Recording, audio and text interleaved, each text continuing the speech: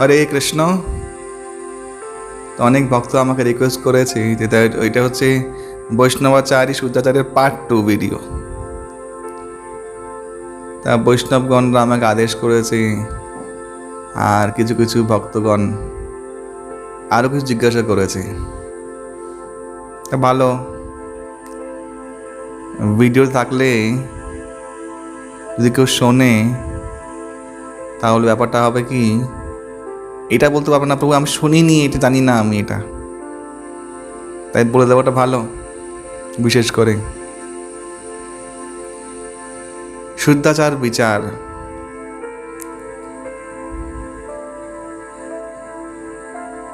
বাড়িতে নতুন বাসনে নতুন থালায় আপনি যদি রাস্তার কুকুরকে খাওয়া দেন, কিছু খেতে দেন, বা শুয়োর এসে খেলো, সেই থালাটা আপনি ধুয়ে রাখলেন, ভালোভাবে ধুলেন, সেই থালায় আপনি কি নিজে খেতে পারবেন? এটা একটা প্রশ্ন আমার। আর যদি খেতে না পারবেন তাহলে কেন খেতে পারবেন না? এটাই শুদ্ধাচার, এই বোধটাকে শুদ্ধাচার বলে। ঠিক এরকম আমাদের থালা ভগবান থালা টাচ হওয়া, এরকম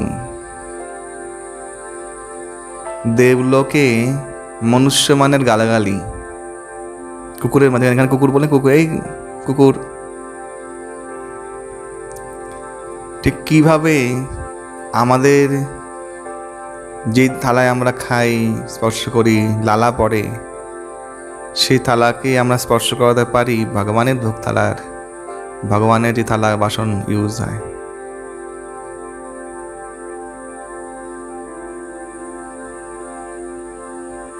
কেউ এটা বলবেন না ভগবান তো ভাবগ্রাহী জনার্দন, দেখো এটা বলবেন না। ভাবগ্রাহী জনার্দন যাদের মহাভাব আছে তাদের জন্য। ক্রমগুলো কি? শাস্ত্র পড়ুন, ভক্তিরসামৃত সিন্ধু। ভাবগ্রাহী বলেছেন, ভাব ভাব বলেছেন তো, ভাব মানেটা কি? শ্রদ্ধা, সাধুসঙ্গ,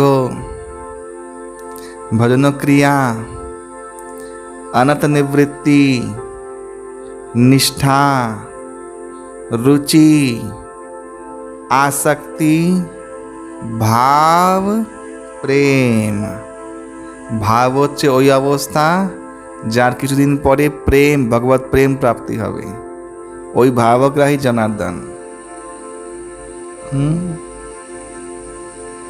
এটা আমরা অ্যাজুম করে ফেলি, আমরা খুব ভাব আছে আমাদের। बहुत हृदय का भाव है हमारा। भाव है ना प्रभु, क्या करे, भाव है ना, ভাব হ্যাঁ, ভাব আছে আমাদের, আর সব কিছু আছে, শাস্ত্রে বলা নেই। ভাব মানে শুধু কৃষ্ণের জন্য চিন্তন ছাড়া আর কিছু থাকবে না তখন, সেই শুদ্ধাবস্থা, তাকে ভাব বলে। সেই ভাবগ্রাহী জনার্দন, সেই ভাব গ্রহণ করে জনার্দন, এর অর্থ হচ্ছে এইটা। তাই একদম নবীন ভক্ত যারা রাম রাম করা শুরু করেছেন, হরে কৃষ্ণ নাম জপ করা শুরু করেছেন, তাদের একটা সুপিরিটি কমপ্লেক্স হয়, আগেই ভেবে ফেলে খুব বড় ভক্ত হয়ে গেছে, এসেই ভক্ত হয়ে গেছে, খুব বড়, প্রহ্লাদ থেকে বড় ভক্ত হয়ে গেছে, কোনো স্যাক্রিফাইস না দিয়ে। এটা একটা বড় ব্যাপার।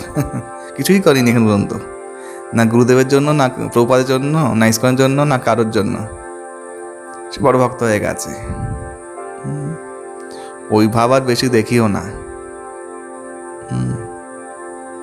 আনুগত্যে কৃষ্ণানুশীলন করো, আর ভক্তির বিজ্ঞানটাকে হৃদয়ঙ্গম করো, অবশ্যই সেই ভাব আসবে কিছুদিন পরে।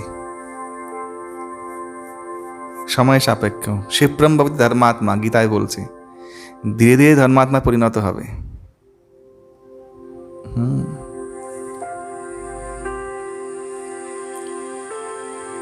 এই যে বলছেন না আসক্তি, নিষ্ঠা, রুচি, আসক্তি। আসক্তি মানে কি? মানে ঘরে, পরিবারে, স্বজনে, টাকা পয়সায়, বৃত্তে, সম্পত্তিতে, কোথাও আর আসক্তি নেই আপনার, মুছে গেছে, শুধু কৃষ্ণে আসক্তি। তারপরে তো ভাবের উদয় হয়, একে বলে ভাবগ্রাহী জনার্দন, ওই ভাব গ্রহণ করেন। তো এটা এত চিপ না, জিনিসটা সস্তা নয়, আমরা কখনো কখনো এইসব ইউজ করি। তাই বিধি মার্গ, তাই এই নিয়ম কানুন, তাই চিত্তশুদ্ধির এই বিধিবিধান, রুলস অ্যান্ড রেগুলেশন, বৈদিক ভক্তি। আর বৈদিক ভক্তির প্রাণ কেন্দ্র, আধার হচ্ছে এই শুদ্ধাচার বিচার, শুচি মুচি বিচার।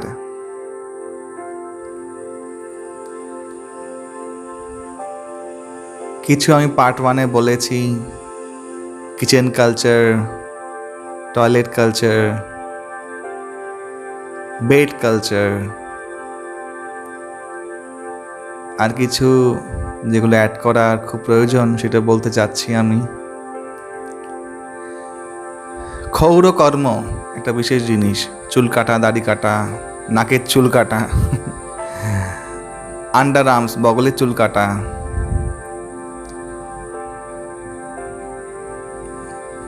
বা গুপ্ত অঙ্গের চুল কাটা,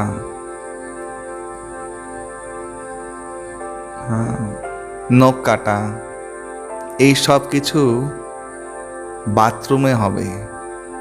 আর এই সমস্ত কিছু সরঞ্জাম পাতি বাথরুমেই থাকবে, বাইরে আসবে না। এর জন্যই বলেছিলাম বাথরুমে ডাস্টবিন বা প্লাস্টিক ঝুলিয়ে রাখতে, যেমন সেটা মানে ফেলবেন, সেটা প্লাস্টিক ফেলে দিন, বাইরে পরে ফেলে দেবেন প্লাস্টিক শুদ্ধ জমা হয়ে গেলে পর অনেক কিছু। কি বলে, দাড়ি বানাই না আমরা, রেজার, ওগুলো ড্রেসিং টেবিলে না থাকে। তারপরে অনেক এখন কি ট্রিমার মেশিন, বাথরুমেই রাখবেন। বাথরুম না রাখুন, কোনো অসুবিধা নেই, কিন্তু ওটা ওরকমই রাখবেন, ওটা অসহজ বলে রাখবেন, ওই ভেবে রাখবেন। লোকসমাজে পড়ে রয়েছে অনেকে ড্রেসিং টেবিলে এসে নাকে চুল কাটছে, নখ কাটছে, দাড়ি কাটছে, ড্রেসিং টেবিল ভর্তি তার দাড়ি, মহা অসুচ। ক্ষৌরকর্ম করলে, চুল কাটলে, নখ কাটলে, দাড়ি কাটলে, বা ওটা ছুলেও, এই যেটা দিয়ে কাটছেন, স্নান করে আসতে হয় বাথরুম থেকে। এই জন্য এই সমস্ত যে শেভিং ব্যাপার স্যাপার, সেগুলো বাথরুমেই থাকবে, বাথরুমেই ফ্রেশ হয়ে একদম সব কিছু করে বাইরে বেরোবেন আপনি। ওটা ড্রেসিং টেবিলে বা ঘরের আলমারিতে নিয়ে আপনি যাচ্ছেন, দাড়ি করে আবার ওখানে আলমারিতে রাখছেন, এগুলো কদাচার। আগে লোক নাপিতের কাছে যেত, আগে তো নিজের আগে রাখতো না কিছুই, সেভিংটিন ব্যাপারটা আগে ছিল না। নাপিতের কাছে যেত, ওই এসে স্নান করতে চলে যেত, সুন্দর ব্যাপার, কোনো কিছু টাচ ফাচ কিছু হবার কিছু নেই। এখন তো ঘরে ঘরে সবার ঘরে নিজেরাই নাপিত হয়ে গেছে এখন তো সবাই। কি না হলো কলিকালে, নাপিত হলো, গোয়ালা হলো, সবই হয়ে গেছে। যাই হোক, হয়েছে হয়েছে, ভালো হয়েছে, তাই এগুলো মানতে হবে। Dressing table is not your bathroom আর টয়লেট। আমি অনেককে দেখেছি স্নান করার পরে এসে দাড়ি কাটছে, নখ কাটছে, সব একসাথে হবে, স্নান করার আগে হয়ে যাবে নখ কাটাকাটি। আর বুধবারে কাটলে বেশি ভালো হয় কোনো বারের থেকে। তেল মাখা, অনেকে স্নান করে সে চুলে তেল মাখে, ওটা অশুদ্ধাচার। তেল মাখলে সে তমগুণী হয়ে গেল, আর সে যা স্পর্শ করে সেটা অশুদ্ধ হয়ে যাবে। আগে সব ভালো ছিল, তেল মেখে স্নান করা ছিল, আপনি বিচার করে দেখুন, এগুলো ছিল। মাথায় তেল মেখে, গায়ে তেল মেখে স্নান করে দেওয়া, হয়ে গেল ফ্রেশ। হ্যাঁ, বল প্রভু তেলটা চলে যায়, মুখে লেগে যায়, কখনই লাগবে না। তেল মেখে যখন বসে থাকবেন, একটু বসতে হবে তেল মেখে, স্নান করার আগে একটা জায়গায় চুপ করে বসবেন, বাথরুমে দাঁড়িয়ে থাকবেন একটুখানি, কোনো অসুবিধা নেই। তো জল ঢালবেন না, আপনি সুন্দর থাকবে। তাই এটা তেল মাখা, গাতে তেল মাখলে সেই বিগ্রহ স্পর্শ করার অধিকারী হয় না, অপরাধ হয়। এটা বারাহা পুরাণে রয়েছে, আর ভক্তি সময় সিন্ধুতে এটা কোট করা হয়েছে। পড়ুন, বইটার মধ্যে আছে। সেবাপরাধ তার মধ্যে আছে। তেল মেখে এসে শুভ মানে ভগবানের নিকট ছোঁয়া অশুদ্ধ হয়ে যাবে। তেল তমগুণের প্রতীক। হ্যাঁ, এইটা একটা গেল। আর তেল মাখামাখি করে ঘরে ঘুরে বেড়াতে নেই। তেল মাখলে স্নান করলেন, ওখানেই স্নান করে ফ্রেশ হয়ে আসুন। হ্যাঁ, টাওয়েল একটা ব্যাপার আছে আমাদের বৈষ্ণব সনাতন ধর্মে। এই টাওয়েল কালচারটা নেই। গামছা যে ধোয়া যায়, টাওয়েলটা এত জঘন্য একটা ব্যাপার, সব বিদেশি লেকচারার এনেছে। জন্মে কোনদিন ধোয়ে না, সে দুর্গন্ধ ছাড়ছে। হ্যাঁ, সেটা ভালো করে মোছাও যায় না, ধুলে শুকোবে না, বর্ষাকালে বিকট গন্ধ ছাড়বে। এগুলো বাইরে ফেলে দেবেন যদি থাকে, আর নেবেন না কখনো। বৈষ্ণব সাধক যার চাইছেন ভালোভাবে ভক্তি করতেন, তাদের জন্য বলছি, আমি সবার জন্য বলছি না। এটা আপনাদের ব্যাপার, আপনি শুনবেন না শুনবেন। গামছা ইউজ করা, এটাই ভারতীয় অ্যাকচুয়ালি জিনিস, গা মোছার জন্যে। এইসব আমাদের কালচার নয়, বিদেশি সমস্ত ম্লেচ্ছ জবনদের কালচার। হ্যাঁ, আচ্ছা, ম্লেচ্ছ জবনতে কি শেখার আছে আমি সেটা বুঝতে পারি না আজ পর্যন্ত। কেন লোক এত ইনফ্লুয়েন্স হয়ে গেছে বুঝতে পারছি না। কিসের এত ইনফ্লুয়েন্স ওদের, মানে ওদের ব্যাপার স্যাপার নিয়ে? যারা মল ত্যাগ করে কাপড়ে মানে কাগজে মুছে ফেলেছে, এই জন্য ওদের জবন। ও তো শুধু জাতি থেকে নিচু জাত।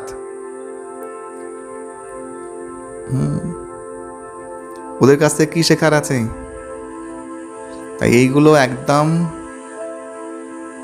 পরিহার করবেন সযত্নে। এই কিছু কিছু জিনিস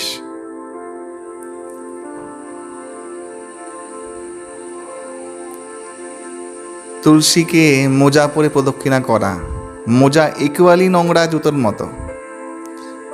এটা প্রভুপাদ বলে গেছে, মোজা ইকুয়ালি নোংরা জুতোর মতো। অনেকে মোজা হাত দিয়ে, সবকিছু হাত দিয়ে সে জব করছে, জব বসে হাত শুদ্ধ না করে। হ্যাঁ, আমার নিজের চোখে দেখা কদাচার। মোজা খুলে তুলসী প্রদক্ষিণা করতে হয়, জল দিতে হয়, তারপরে পরে মোজা পরে নিন। প্রদক্ষিণা করছেন, মন্ত্র বলছেন না, ওটা মোজা পরে কখনো পুজো করা উচিত নয়। মোজা পরে অনেকে আরতি করছে, জানেই না। হ্যাঁ, এগুলো বিধিবিধান নেই তো, এগুলো মানে অন্য সম্প্রদায় দেখলে পরে ওটা নিন্দা করবে। মোজা পরে আবার কিসে আরতি? মোজা খুলে রাখুন, হাত ধোন, তারপর আরতি করুন, পরে মোজাটা পরে নিন। মোজা পরে কোনো পূজা বিধি পরিক্রমা ইত্যাদি করা উচিত না, ওটা অপরাধ হয়ে যাবে।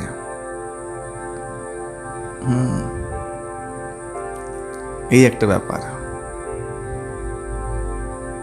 অবশ্যই ব্রহ্ম মুহূর্তে বিছানা ত্যাগ করুন, স্নান করুন, আর ওরকম তেল মেল মেখে স্নান করুন। এসে স্নান করে এসে তেল মাখবেন না। আর জামা কাপড় শুদ্ধতা এটা মেনটেন করা খুব খুব দরকার, খুবই দরকার। শুদ্ধ কাপড় ছাড়া শুদ্ধাচার কোনো শুভক্রিয়া হয় না, কখনোই হয় না। এর জন্যে কাপড়ের একটা বিচার যেন সাধকদের বিচারধারায় থাকে, একটা অ্যাড থাকে। আর বিশেষ করে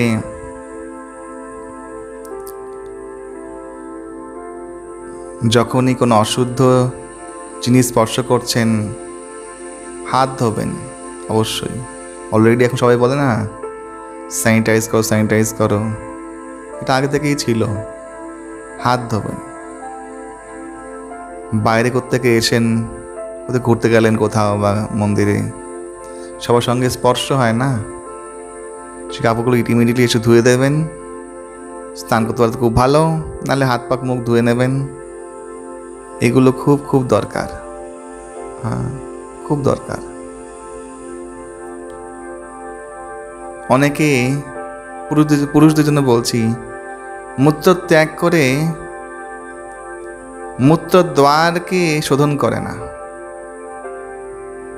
এটা খুব বড় অপবিত্রতা।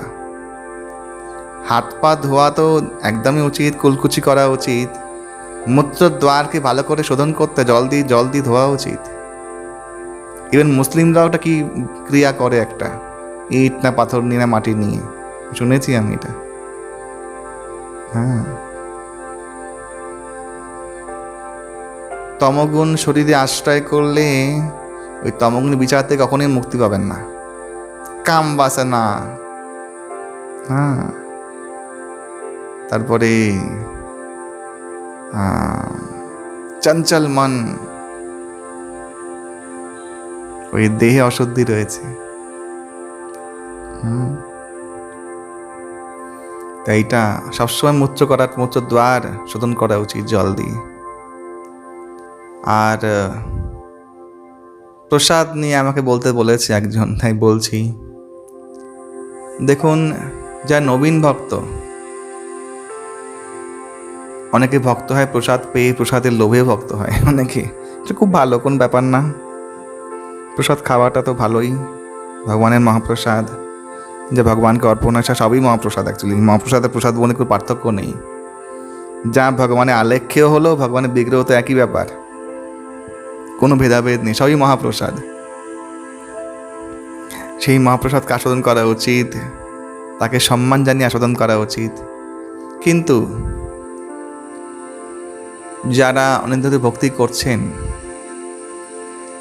ভক্তিটা হচ্ছে সূক্ষ্ম বিচার না, একটা সূক্ষ্মের দিকে এগিয়ে যাওয়া। আমি আগেও বলেছি ব্যাপারটা। তার 25 বছর আগে তার পণের প্রতি সেরকম লোভ ছিল, এখন সেরকম লোভ রয়েছে। তার মানেটা কি?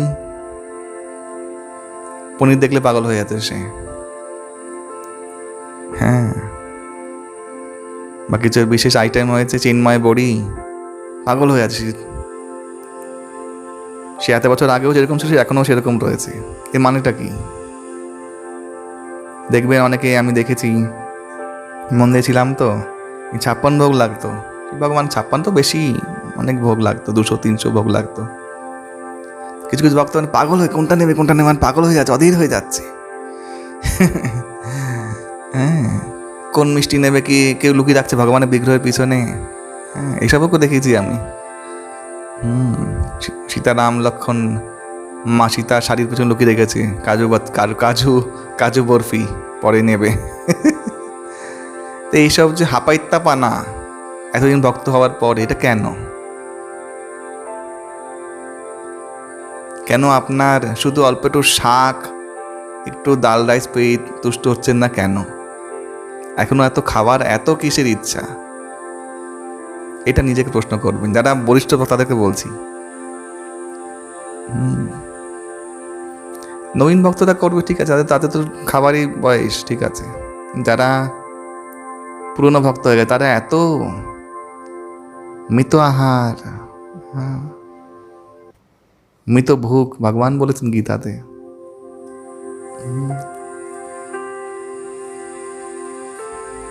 পাহাড়ি বাবার কাছে এক ওনারই শিষ্য দম্পতিগণ, তারা গেছে, আমাদের ব্রজের সিদ্ধ পুরুষ পাহাড়ি বাবা, খাকচকের মঠের মহন্ত।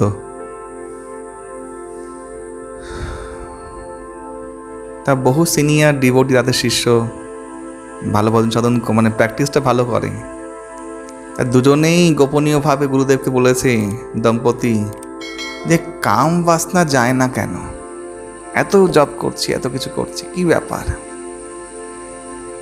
মন থেকে কিরকম ইচ্ছা হয় কেন? কাম বাসনা সঙ্গ করার। তো বাবা তো পাহাড়ি বাবা তো অবধূত।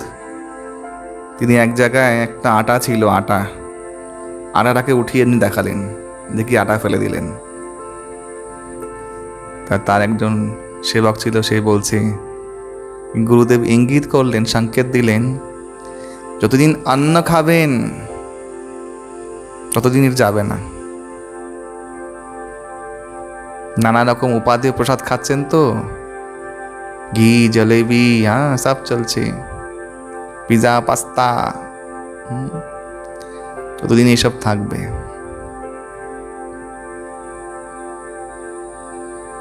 গুরুদেব কবে যাবে এই কাম বাসনাটা?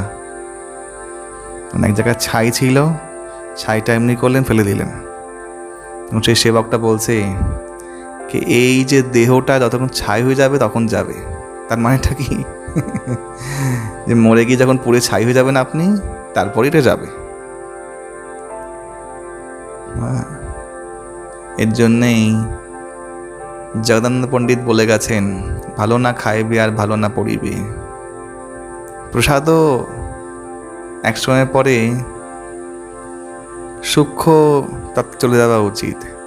আমি এটা প্রসাদে অপমান করছি না, সাধকদের চেতনার কথা বলছি। ভগবানের জন্য খুব সুন্দর ভোগ বানাও, খুব কিছু বানাও, ভগবানকে খাওয়াও। নিজে এই গোস্বামীরা কি খেতেন? রঘুনাথ গোস্বামী চানা আর ছাঁচ। সদন গোস্বামী ভিক্ষা ভেঙে ভিক্ষা নিয়ে আসতো, রুটি যমুনা মাটিতে পুঁতে দিত, সেখান থেকে শুকনো রুটিগুলো নিয়ে যমুনা জলে ভিজিয়ে সে রুটি খেত। এই ছিল তাদের ভজন সাধন।